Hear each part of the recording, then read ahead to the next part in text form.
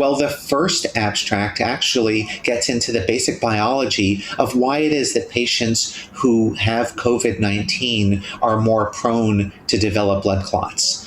The second talk during the plenary session will be a report of the ZUMA-7 trial, which is the phase 3 trial of CAR T-cell versus standard of care therapy in patients with relapsed or refractory large B-cell lymphoma. A third talk will look at single-cell multiomics, revealing the genetic, cellular, and molecular landscape of TP53 mutated leukemic transformation in myeloproliferative neoplasms. And a fourth talk will focus on the efficacy and safety of a prophylactic regimen, siRNA, in patients with hemophilia A or B with inhibitors.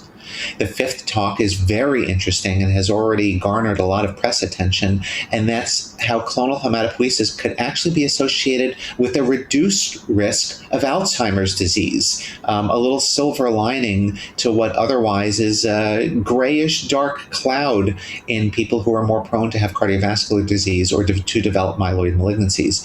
And finally, the sixth talk will be on profiling of circulating tumor DNA for non-invasive disease detection, risk stratification, and minimal residual disease monitoring in patients with CNS lymphoma. So indeed, I think it's going to be a very exciting plenary session.